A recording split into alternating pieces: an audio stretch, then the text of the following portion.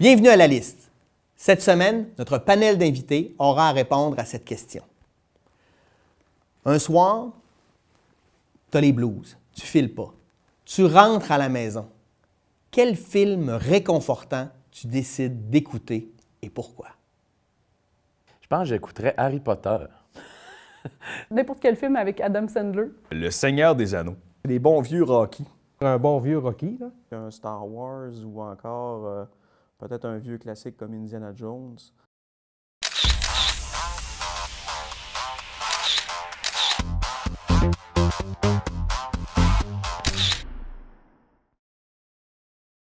C'est léger. Puis, je sais pas, j'écoutais ça quand j'étais petit. Puis, ouais, je pense que ça serait réconfortant, ça, d'écouter tous les Harry Potter en ligne, là. Ouais, pour la musique, pour l'ambiance qui me rappellerait peut-être de bons souvenirs, là. Je pense que ça serait ça.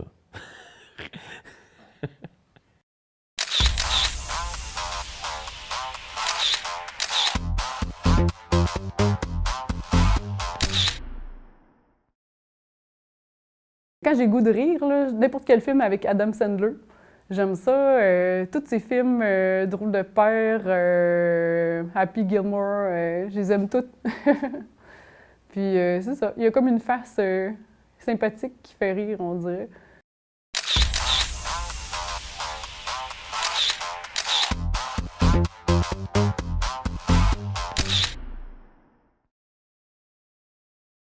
J'aime l'ambiance de ce film-là, j'aime les décors, j'aime le rythme aussi parce que quand tu as passé une mauvaise journée, tu as le goût de prendre ton temps, tu n'as pas le goût de penser tout ça. Fait que vraiment quelque chose qui décroche en plus avec 3 heures de film pour rien qu'un film. Je pense que c'est parfait, tu as le temps de décrocher en masse. Fait que tu écoutes la trilogie, là, tu te prends une journée de congé, tu écoutes la trilogie au complet le lendemain, ça t'en remet sur le piton pour le reste de ta semaine. Mais je pense que j'irais vraiment avec le Seigneur des Anneaux pour l'univers, justement, les paysages, puis le petit côté aussi fantastique de l'histoire.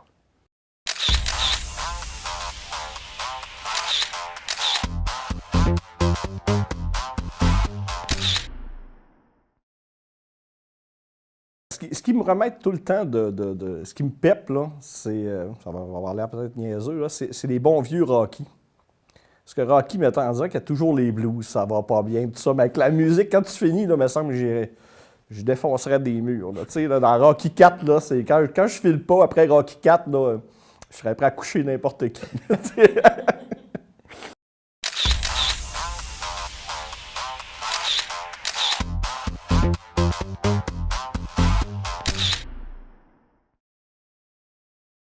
Vous allez dire pourquoi réconfortant? C'est parce que je sais pas, ça me rappelle des souvenirs. Puis c'est des films que j'ai écoutés, puis écoutés, puis écoutés. Puis j'ai adoré l'esprit du film, puis comment que c'est fait. Puis moi, je sais pas. Tu sais, quand j'étais jeune, je me reconnaissais dans le personnage quasiment. Tu sais, tu te mets à la place de Rocky, puis qui. Fait que oui, j'écouterais des Rocky.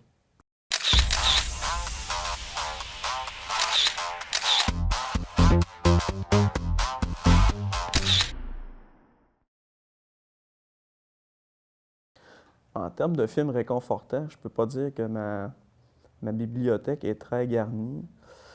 Je pense que personnellement, je serais plus du genre à écouter un film où on peut s'évader en quelque sorte. Puis comme je suis un peu nerd ou geek à temps partiel, peut-être que j'écouterais de quoi d'aussi classique qu'un Star Wars ou encore peut-être un vieux classique comme Indiana Jones.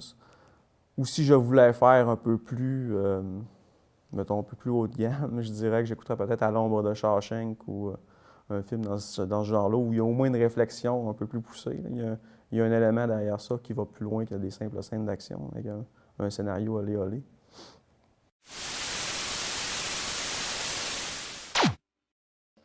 Roger Rabbit. Dogville. Forrest Gump. Forrest Gump. La trilogie de L'agent fait la farce. Honnêtement, Forrest Gump.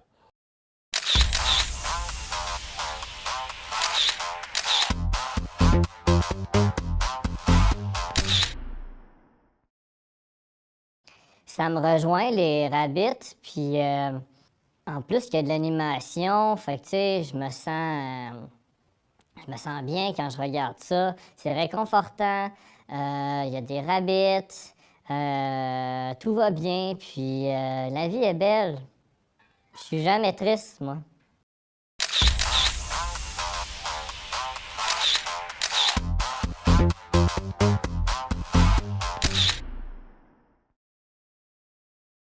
avec Nicole Kidman. C'est rien de réconfortant, c'est sombre, ça montre tous les travers humains. Puis, de la façon que le film est fait aussi, ça fait film-théâtre. Ça se passe comme sur une scène, puis pour délimiter les habitations, c'est uniquement du tape blanc là, sur un peu partout. Et Nicole se promène à travers ça, mais à travers aussi les gens qui sont dans ce village-là. Et c'est ça, on voit tout. On voit tous les travers. Je ne vais pas voler le punch de la fin, là, mais c'est très belle interprétation d'ailleurs de Nicole Kidman là-dessus. Et c'est ça, au risque de me répéter, là, c'est toute la façon dont c'est monté. J'adore ce genre de film-là.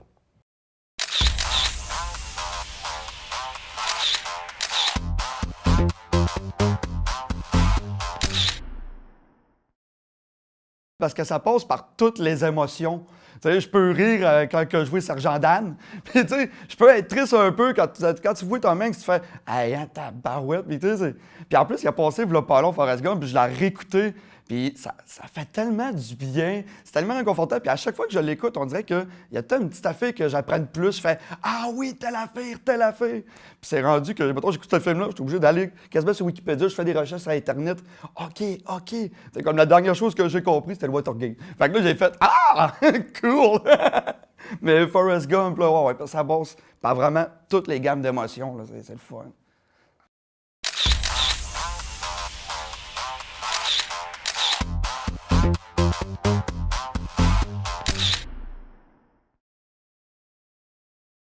Pour son aspect historique, pour tous les hauts et les bas, parce que c'est un film qui n'est pas toujours drôle non plus, là, mais qui est intéressant. Moi, je me retaperais en boucle Forrest Gump, en fait, parce que vraiment, là, il y a quelque chose là-dedans qui se ramène à, je vous l'ai dit, là, à toute l'histoire des États-Unis, en fait, un peu mondiale en même temps. Là. Le sport au travers ça, la course, je sais pas, il y a quelque chose qui est réconfortant dans ce film-là. Là. Ça finit bien, mais ça finit triste, mais c'est quand même un bon film.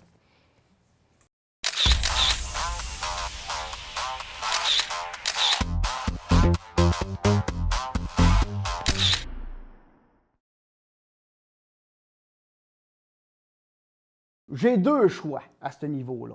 La trilogie de L'Agent fait la farce, ça remet toujours de bonne humeur, un bon vieux classique de comédie. Et après ça, un bon petit drame, là, Big Fish, qui est vraiment la légende du gros poisson, qui est un film que je trouve extraordinaire, mais que je ne connais pas grand monde qui l'aime non plus, mais c'est un de mes petits films que j'aime bien écouter quand je suis seul.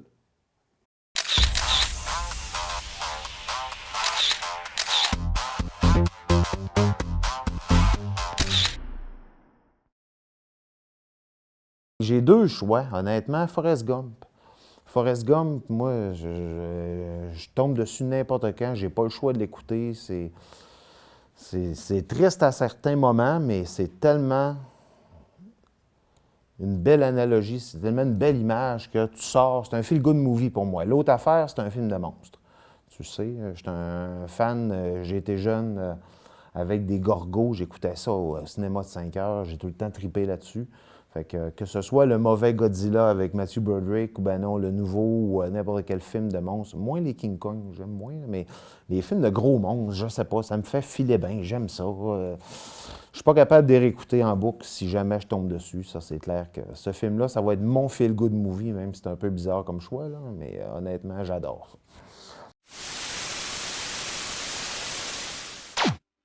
J'essaierais de trouver quelque chose qui est sympathique, qui finit bien. La note parfaite. Le journal de Bridget Jones, le premier. La vie est belle.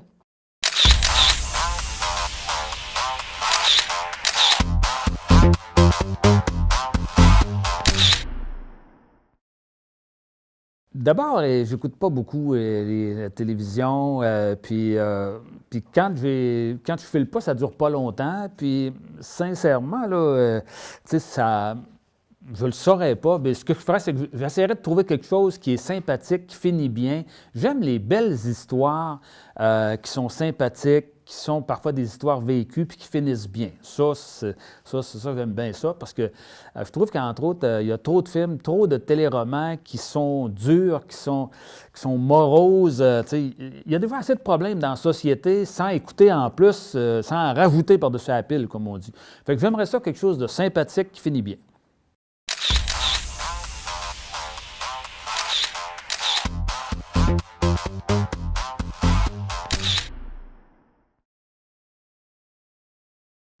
Sûrement, moi, j'ai un petit dada avec mes filles. Là. Moi, je suis un amateur de films de filles, mais un en particulier.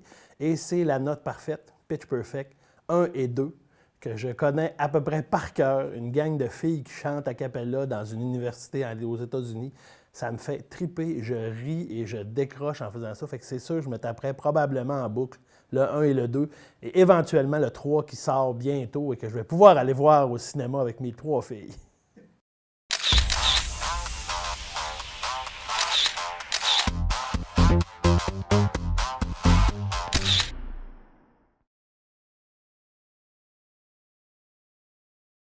Parce que, ben non seulement c'est complètement hilarant, mais aussi parce que quand tu as les blues et que tu te trouves triste et pathétique, tu la regardes et tu te dis « Ah, ben je suis pas si pire que ça, finalement. »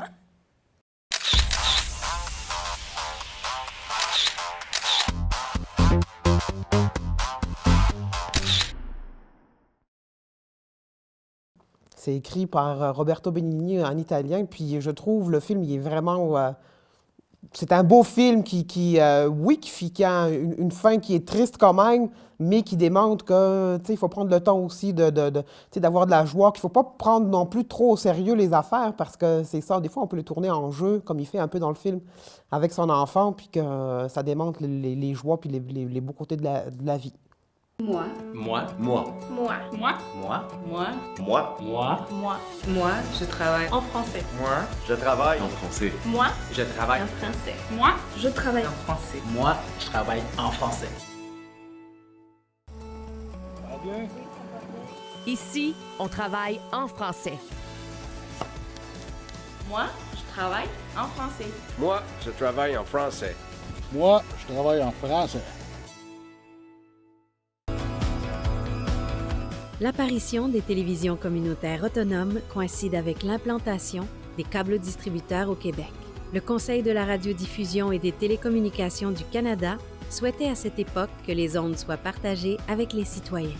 C'est donc par obligation et par la réglementation de cette instance qu'ont vu le jour les canaux communautaires.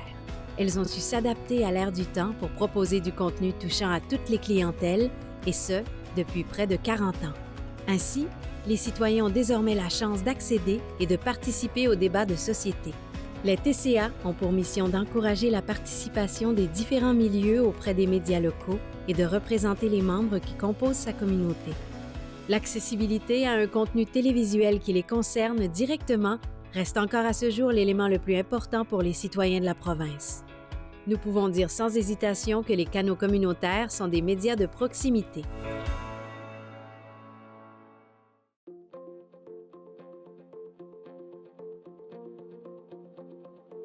Nous pourrions tous, un jour ou l'autre, être touchés par un problème de santé mentale. Au Canada, une personne sur 5 sera personnellement touchée par la maladie mentale au cours de sa vie. Prenez en main votre santé mentale en adoptant de saines habitudes de vie. Décrochez. Pratiquez des activités valorisantes. Mangez bien, bougez. Détendez-vous. Faites-vous plaisir. Voyez vos amis, amusez-vous. Pour votre santé mentale, faites-vous les bons choix.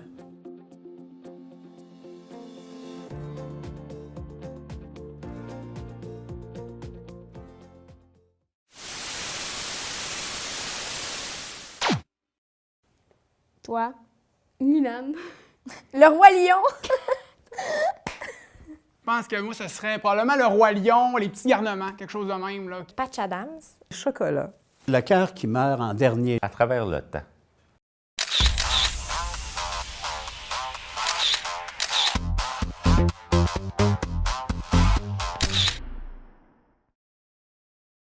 Parce que Mulan, c'est une force féminine. Non, c'est vrai qu'elle est forte, mais genre, comment il s'appelle le dragon déjà? Mushu.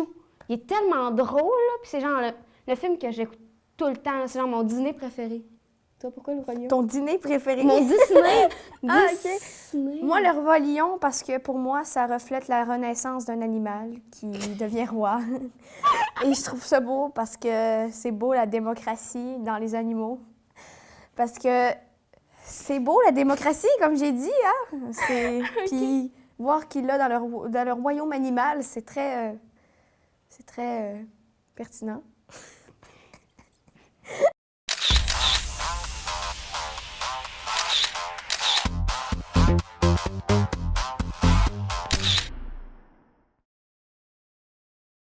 Quelque chose de même là, qui me ramène dans mon enfance. Des bons hits de 90-95.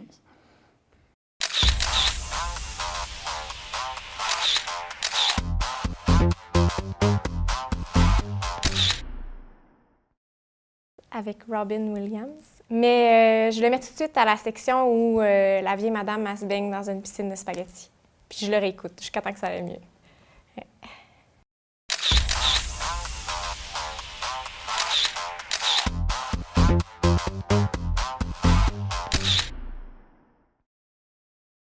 Avec Juliette Binoche là, et Johnny Depp.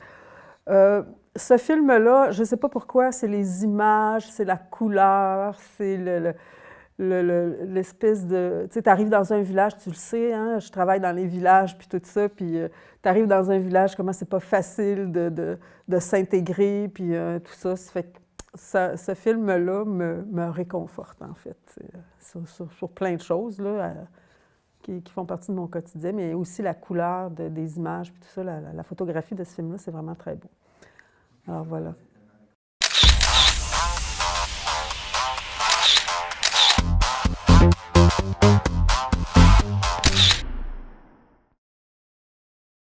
Il y a un film dernièrement qui a été, que j'ai eu l'occasion d'aller voir au Ciné-Club. C'est Le cœur qui meurt en dernier, je pense, quelque chose comme ça. Et ça m'a beaucoup plu, le film, tant le jeu de Denise Filiatro que de tous les acteurs, mais même la thématique utilisée dans ce film-là, c'est un film qui m'a plu beaucoup et j'aimerais, oui, le réécouter ou le revoir dans la situation où tu viens de nous l'expliquer.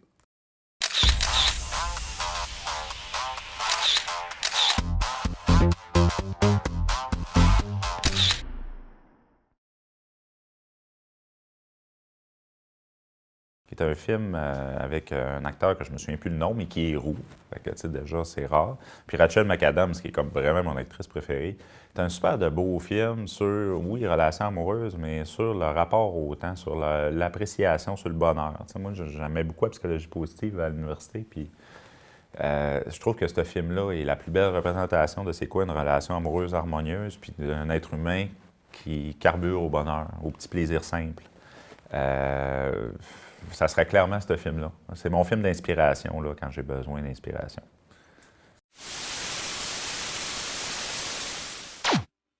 La folle journée de Ferris Bueller.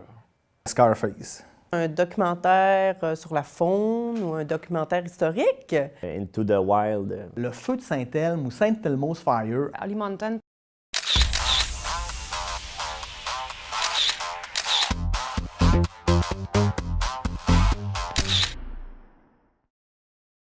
Parce que ce film-là, c'est génial. Il fait grave de dormir tout le long du film.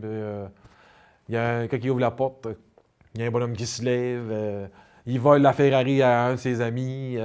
Le gars, ils vont mettre la placer dans un stationnement, mais le gars du stationnement, c'est même pas un vrai gars du stationnement. Il part avec, il va. Puis le plus drôle, il la ramène avec 10 000 km au compteur de plus. Moi, ça me fait triper. Puis il chante dans une parade. Puis c'est filmé, puis il réussit. Il se fait pas pogner. C'est vraiment spécial.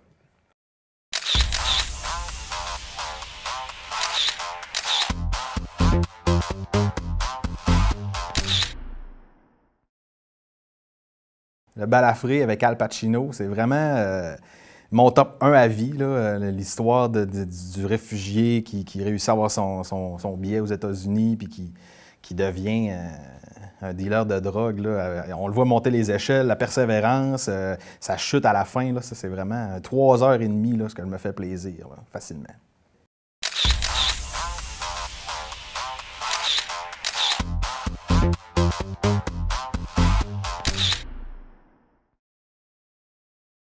Je vais peut-être être un peu plate, mais en fait, je suis pas une très grande amatrice de films. Donc, je pense que je regarderais plus un documentaire sur la faune ou un documentaire historique. Mais en fait, je dirais que quand j'ai des moments comme ça, où j'ai un peu les blues, j'ai plus tendance à aller faire du sport, à aller m'entraîner. Donc, c'est peut-être plus ça que je ferais dans ce cas-là.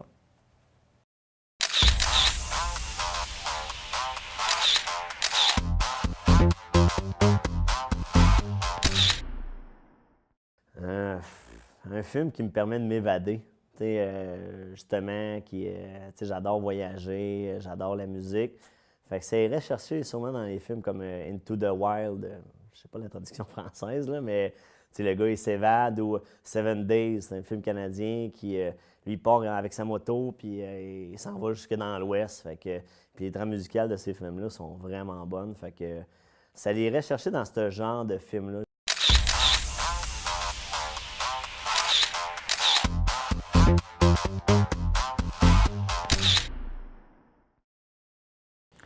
Là, je vais avoir l'air un peu... là, je remonte à mon adolescence.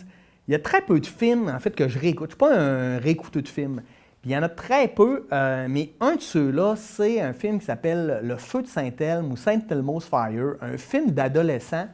J'ai tellement aimé ce film-là, je le connaissais par cœur, toutes les répliques. Puis ça a eu une incidence sur ma vie, ce film-là. Je ne peux pas expliquer pourquoi, mais je l'ai analysé, suranalysé. J'adore ce film-là, de relations entre des gens qui se cherchent, qui finissent leurs études, puis qui ne savent pas trop où aller dans la vie, puis qui doivent se trouver avec... ils font essai-erreur, ils essaient plein d'affaires.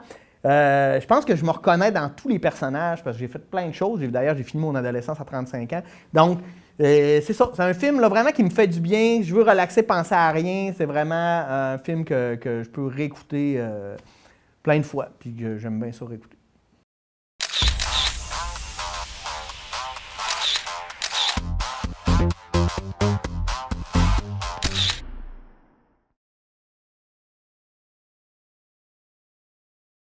Ça, c'est étrange, parce que moi, les films réconfortants, pour moi, c'est les films souvent qui font mal un peu. Hein, des fois, tu te dis, tu te compares, tu te consoles. Mais un cinéaste fabuleux que j'adore, puis que ses films vont toujours être beaucoup réconfortants visuellement pour moi, et pour ce qu'ils contiennent aussi, c'est Alejandro Jodorowsky. Holly Mountain, par exemple, que j'ai écouté 1001 fois, que je ne me tanne pas. C'est tellement des films chargés fort en dénonciation, mais tellement apportés d'une manière artistique et dans la construction de ces univers. Il est fabuleux, cet homme-là. Je suis convaincue que c'est l'homme de ma vie, en fait. Parce que, oui. Puis c'est ça, l'année passée, il a sorti son dernier film que j'ai de la misère à prononcer, Poesia sin fin, je sais pas, quelque chose dans le genre. Je veux le voir, je ne l'ai pas vu. Fait que moi, Alejandro Jodorowsky me fait du bien. Il me fait du bien Puis pourtant, il dénonce tellement des trucs qui font mal, mais ça me fait du bien, cet homme-là. Merci d'avoir écouté La Liste. J'espère que vous avez eu le temps de penser à votre propre réponse. Nous, on se voit la semaine prochaine pour une nouvelle question à La Liste. Bonne semaine!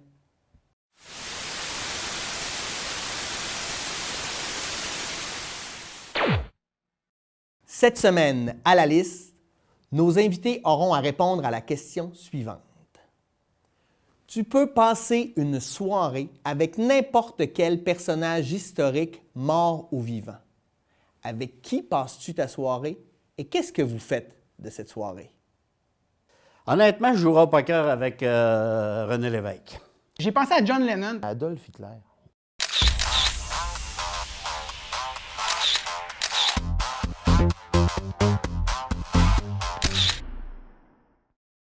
Je pense que c'est un homme qui m'a beaucoup impressionné, tant du temps où j'étais jeune journaliste et que j'ai été appelé à le couvrir, que la première activité ou la première activité politique à laquelle j'ai assisté, c'était lorsque j'étais à l'université et c'est lui qui était le conférencier. C'était un gars qui m'impressionnait beaucoup. Et même passer à côté de cet homme-là, il y avait comme, je ne sais pas comment est-ce qu'on pourrait appeler ça, mais il y avait une forme d'attraction par cet homme-là. Il ne disait pas un mot. Et je sais qu'il joue beaucoup, il aimait jouer au poker. Donc, jouer une partie de poker avec lui, fort probablement, je me ferais rincer, mais ça m'intéressait.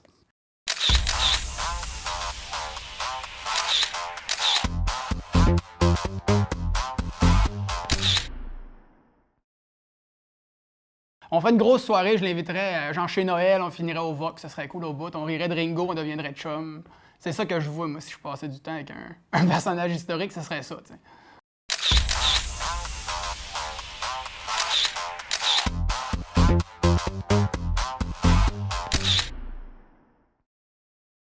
Pas que j'aurais le goût d'être avec ce gars-là, simplement que j'aurais le goût de discuter avec ce gars-là.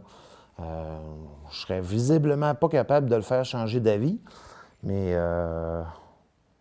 j'aimerais avoir l'occasion de lui donner ma vision, de parler de certaines choses, parce que pour amener un gars aux abîmes de la guerre, aux abîmes d'une époque de l'ère moderne, finalement, il devait avoir vraiment des problématiques dans son cerveau que j'aimerais un petit peu les comprendre. Sûrement pas pour le faire changer d'avis, mais honnêtement, c'est une personne d'influence que j'aimerais entendre parler de ce qu'il y avait en arrière de la tête, parce que visiblement, il y avait des gros problèmes, mais j'aimerais quand même lui donner la chance de m'en parler.